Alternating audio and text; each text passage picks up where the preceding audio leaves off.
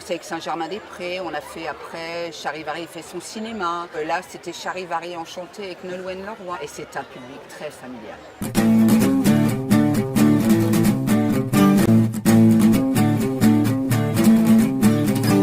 Nous, on a un stand de prévention.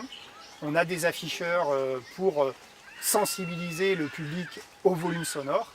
On a toute une batterie de protection auditive qu'on met à leur disposition. Quand on parle trouble auditif, on pense souvent à la malentendance ou à la surdité. Ce genre d'affection peut s'appareiller. Tout le temps, je mets en recharge le soir. Il faut vraiment avoir de la volonté pour les garder. Par contre, et ce à quoi les gens ne pensent pas, c'est tous les troubles type acouphène ou hyperacousie, qui sont des troubles absolument épouvantables pour les gens qui en sont victimes. Il y a 2 jours pour aller aux urgences, puisque si on attend 2 jours, les acouphènes sont irréversibles. Sur certains festivals d'aujourd'hui, qui sont très contemporains, on entend encore des gens se plaindre de fatigue auditive, voire dans certains cas d'acouphènes. Enfin, ça fait peut-être une petite dizaine d'années maintenant que j'en fais, parce qu'avant je faisais de la batterie en fait, je me protégeais pas. Et ça n'est qu'en faisant appel à des associations comme la vôtre qu'on pourra effectivement provoquer l'attention du public et faire en sorte que les gens soient plus attentifs, notamment pour les petits-enfants. On le met sur les oreilles et après on entend beaucoup moins fort.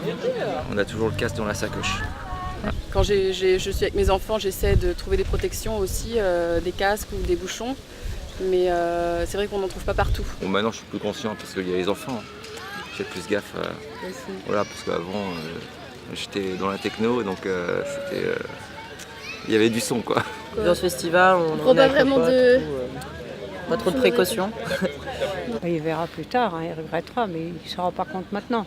Comment je me suis protégé? Déjà j'écoute la musique beaucoup moins fort et j'en écoute beaucoup moins. Deuxième temps, par rapport au nouveau décret d'août 2017, on est sur une logique, nous, de faire des points de mesure pour cartographier les zones de risque pour l'audition et les zones de repos.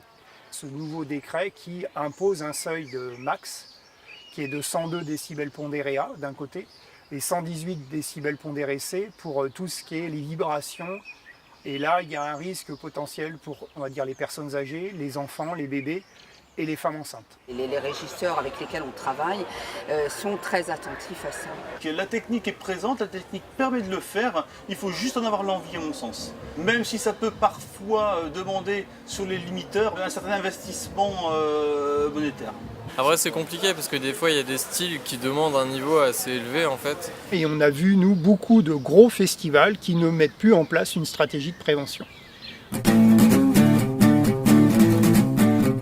Donc tout l'été, tous ceux qui le souhaitent peuvent nous solliciter pour que nous on intervienne.